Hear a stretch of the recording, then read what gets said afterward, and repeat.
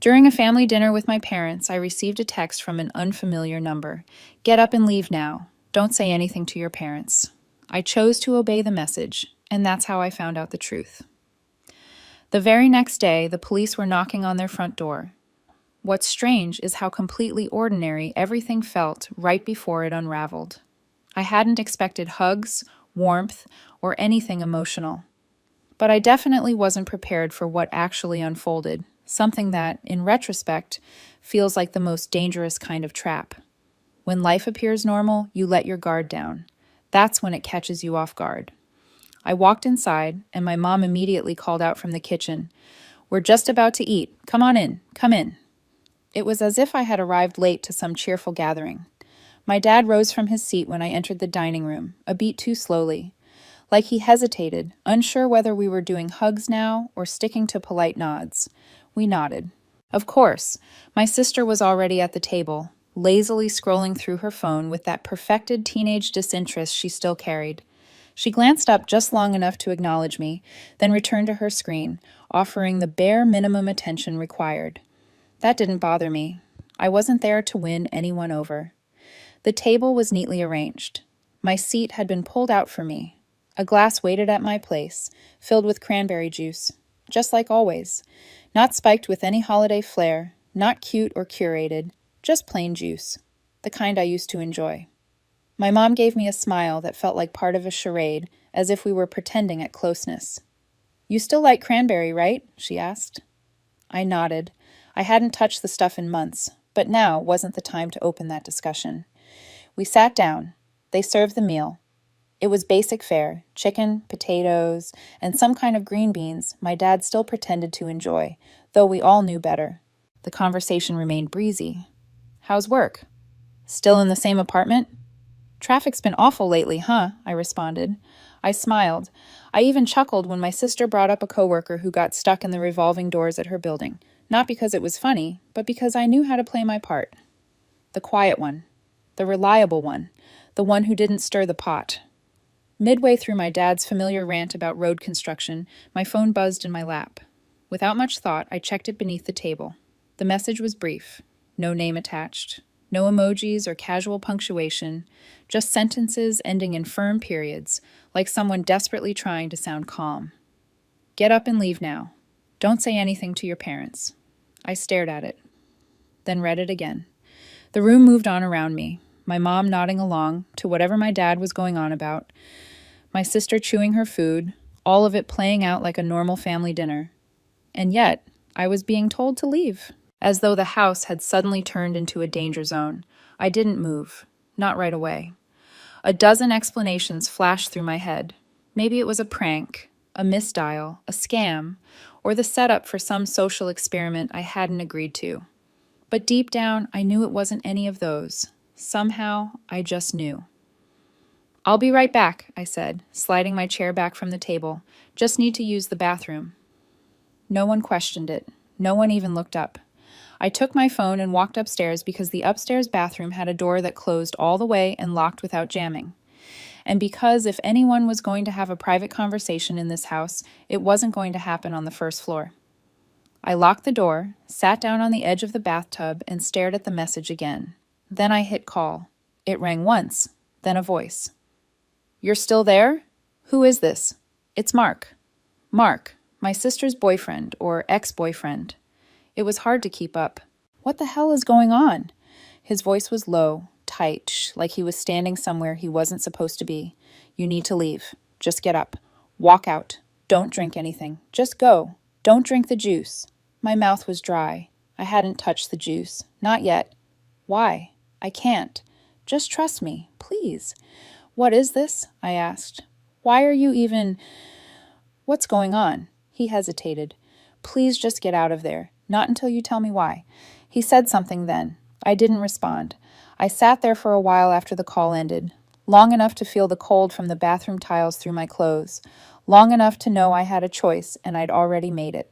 Quick note, this story is copyrighted by the YouTube channel Revenge with Claire.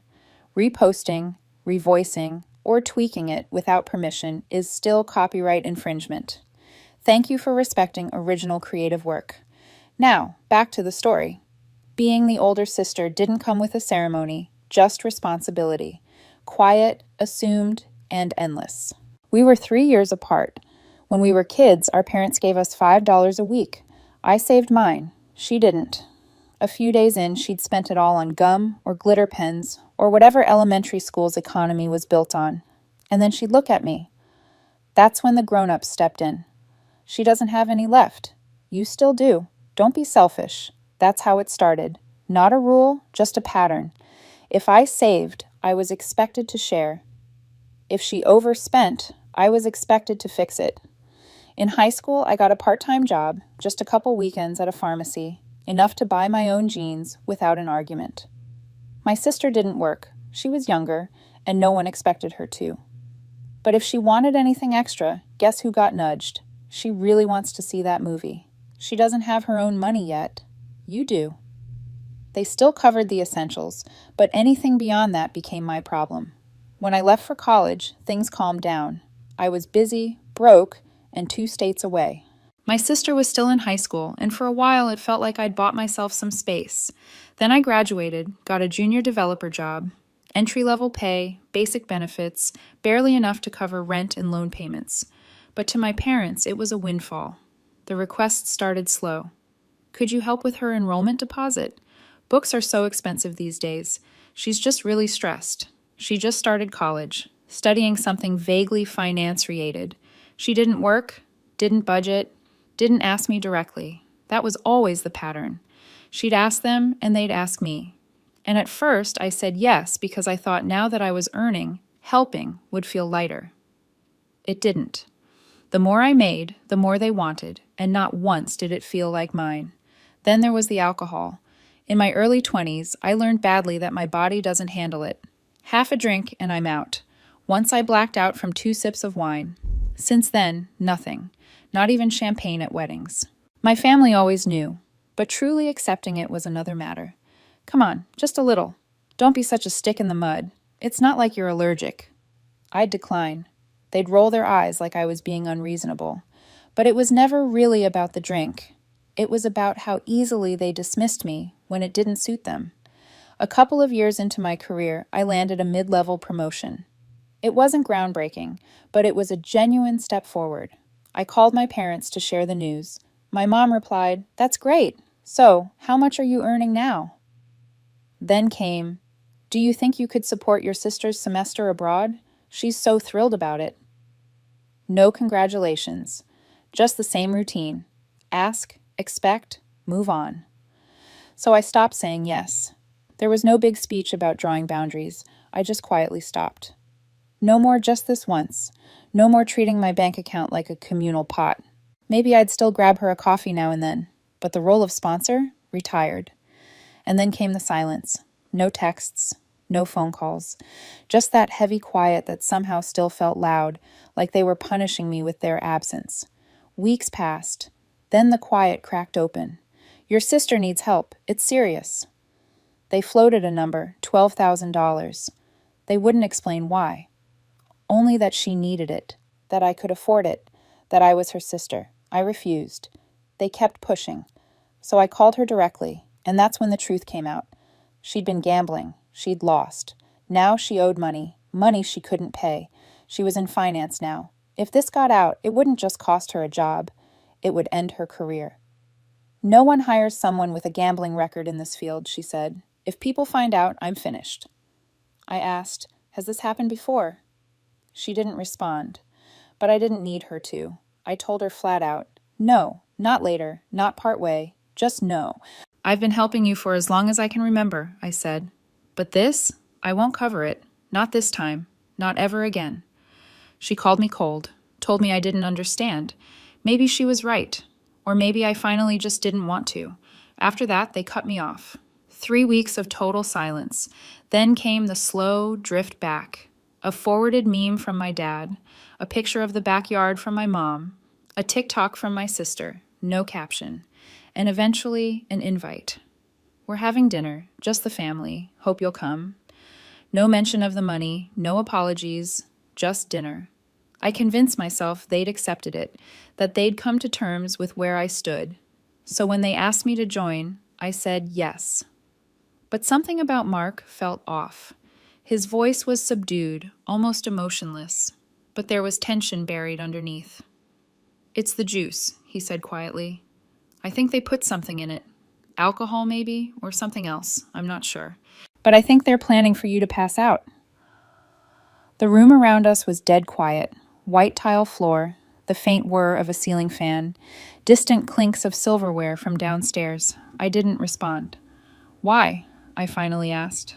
Another brief silence. "They want to unlock your phone. Use your fingerprint." I picked up the glass, tilted it slightly, and gave a small smile.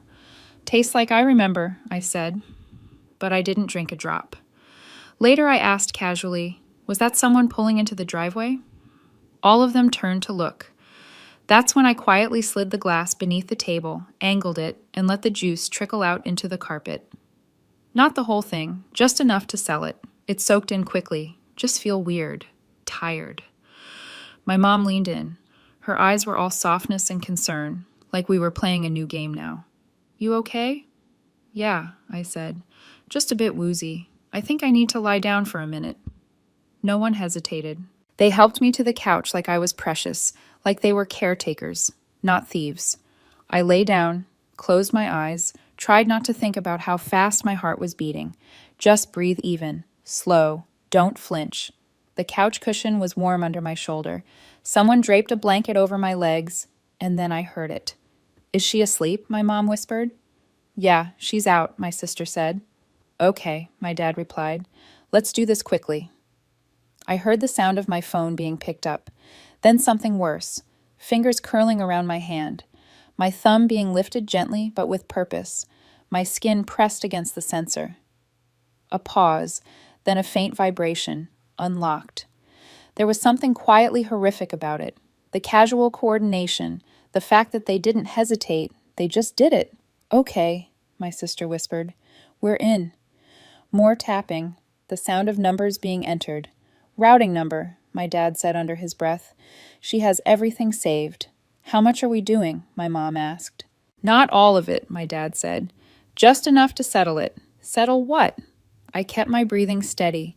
I kept my eyes closed. "She won't even know. My mom said if it goes through clean, she'll just think she transferred it herself." "I told you," my sister said. "She always blacks out after a drink. We just needed her to sleep through it." There it was, out loud. All three of them together. A tap, a pause. "It's asking for a code," my sister said. "Code," my mom said. "Two-step verification," my sister muttered. She changed it. My dad cursed under his breath, a soft, irritated sigh. "Try another app." Tapping. Still tapping. Same thing. "Everything's locked." They sat in silence for a second. Then my mom said, "Just put the phone back." They did. No apologies, no second guessing, no hesitation. I waited, gave them space to sit down again, reassure themselves. Then I opened my eyes, sat up slowly, blinked like someone just waking from a shallow nap.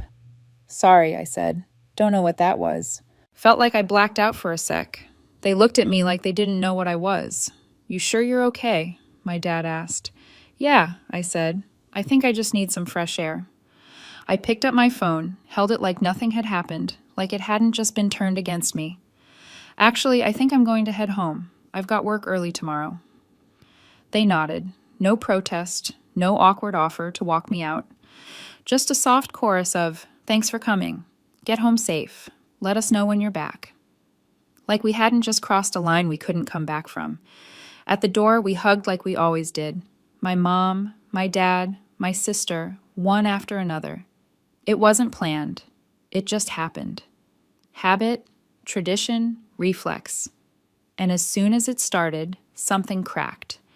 My mom's perfume, my dad's jacket, my sister's hand brushing my arm. Normal things, familiar things, and all of them poisoned. Now I felt it rise in my chest. This weight I didn't know how to carry. This is the last time, I thought. This is the last time I'm hugging them.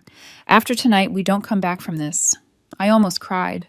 I didn't, but almost. I stepped back, smiled like I wasn't breaking open.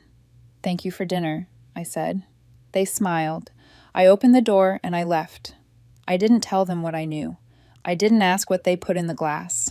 I didn't say a word. But before I walked out of the bathroom that night, I did exactly what they never counted on. I didn't block them from getting into my phone. I made it easy. Left the fingerprint access right where they expected it. What I did change was my bank security. I added two-factor authentication, not the easy kind, real verification, something they couldn't fake with my thumb. So when they tried to transfer money, the app would log the attempt, stop the transaction, and leave a trail. And then I set up the recording, not with some obvious red light or blinking dot. If they'd seen that, it wouldn't have worked. But I know how to run audio in the background. No notifications, no visible apps, nothing on the screen. That's the part they didn't get. I work in tech. I build systems for people who try to outsmart other people, and I knew exactly what they'd overlook. While they were unlocking my phone and trying to steal from me, they were recording themselves doing it. Every word, every attempt, all of it. They thought I was unconscious. But the truth is, I was ahead of them before I even came back to the table. I drove to the police station like I was going to the grocery store. Not fast, not shaking, just steady. I parked, walked in, stood in line behind a guy asking about parking tickets. And then I told the woman behind the glass that I needed to report a crime. She asked what kind. They drugged me, I said, and tried to steal from me. I have the recording. She blinked. Do you know who did it? Yes, I said, my parents and my sister. That's when she stopped blinking. They gave me a chair in a quiet room with an officer who didn't ask why I hadn't gone to the hospital or why I wasn't crying. He just listened. I played the audio clip. He sat through the entire thing before asking, "Do you realize what they were trying to do?" "Yeah," I replied. "They were after my money." I forwarded him the file, pointed out the timestamps, and walked him through the activity logs on my banking app. He nodded frequently, jotted down some notes, and typed carefully into a computer system that looked at least a decade out of date. "This is serious," he said. I gave a small shrug. Yeah, it was. He asked if I was all right, if I had a place to stay, and whether I needed any kind of support. I told him I'd already left. It was my first time ever filing a police report, but I didn't feel afraid. Not anymore. 2 days later, my phone buzzed nonstop. 3 messages and a voicemail, all before noon. The first was from my mom. "Did you actually report your own family?" Then, "What is wrong with you?" I didn't respond. My sister left a voicemail. Her voice sounded tight, almost shaky. "It was just a mistake. You made it worse than it had to be." Next came a call from my dad. I let it go to voicemail as well. "You think the cops will fix this?" he said. "You're going to destroy everything. You don't do this to your own people." I texted back one time. "You drugged me. You tried to rob me. That's not family. That's a felony." Then I blocked them, all of them. Mom, Dad, my sister, group chats, every contact, even emergency bypasses. I changed my phone number, rewrote my will, froze my credit, just in case. I thought cutting ties would sting more, but it didn't. It felt like I could finally breathe. They didn't contest the charges, not after the audio, not after the bank attempts synced perfectly with the timestamps, not after the detective said, "We can handle this the easy way." Attempted fraud, biometric misuse, conspiracy, administering a substance without consent, all 3 of them, together. The recording said everything I didn't have to. They got probation, 1 year, fines, community service, no contact order, no prison time. But the stain remained. I never reached out, never asked how things ended. But word finds you eventually. A cousin, on my dad's side, mentioned they'd sold the house. Debt, legal fees, trying to salvage whatever was left. No one in the family reacted. Just silence. As for my sister, I saw her once, by chance, at a grocery store across town. She didn't notice me. Or maybe she did, and just kept facing the shelf like it held all the answers. She was wearing a polo and a vest, stacking paper towels, avoiding any eye contact. Guess finance wasn't the right fit after all. I said nothing. Just paid for my pasta and walked out. Her boyfriend? Gone. I heard that from a mutual acquaintance. Not someone close, just someone who still keeps tabs on everyone. Apparently, he moved out a few weeks after everything came to light. No drama, just packed up and disappeared. Some things don't need explanations. They speak for themselves. And me? I don't get texts asking for help anymore. No more group chats. No more guilt served up as duty. I work, I sleep. I open my fridge and know every single thing inside was bought by me, for me. I thought severing ties would be harsh. Instead, it felt clean. So what do you think? Did I go too far or not far enough? Drop a comment below, and don't forget to subscribe for more.